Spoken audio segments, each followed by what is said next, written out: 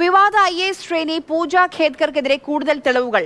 പൂജ ഭിന്നശേഷി സർട്ടിഫിക്കറ്റിനായി തെറ്റായ വിലാസം ഉപയോഗിച്ച് സ്വന്തമാക്കിയ റേഷൻ കാർഡ് സമർപ്പിച്ചുവെന്ന റിപ്പോർട്ട്.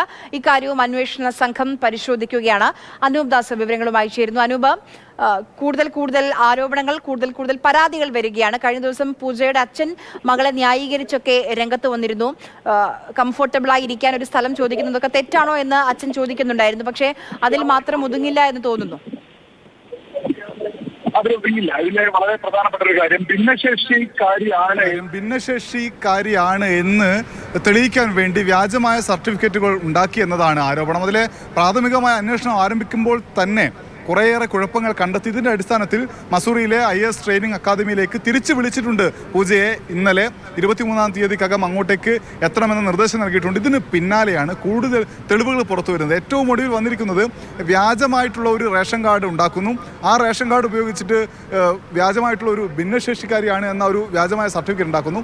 ആ സർട്ടിഫിക്കറ്റ് സമർപ്പിച്ചിട്ട് IAS നിയമനത്തിന് വേണ്ടിയുള്ള ഇടപെടൽ നടത്തുന്നു. ഇങ്ങനെ വളരെ ഗുരുതരമായ കണ്ടെത്തലുകളുണ്ട്. ഇപ്പോൾ പുറത്തു വന്ന കാര്യങ്ങൾ കൂടി അന്വേഷണ സംഘം പരിശോധിക്കുന്നു. അത് തെളിയുകയാണ് എങ്കിൽ കടുത്ത അച്ചടക്ക നടപടി, ഒരുപക്ഷെ ഈ നിയമനം റദ്ദാക്കുന്ന തരത്തിൽ തന്നെയുള്ള ഒരു ഇടപെടൽ IAS അക്കാദമിയുടെ ഭാഗത്തു നിന്നും മറ്റ് അധികൃതരുടെ ഭാഗത്തു നിന്നും ഉണ്ടാകുമെന്നാണ് മനസ്സിലാക്കാൻ കഴിയുന്നത്.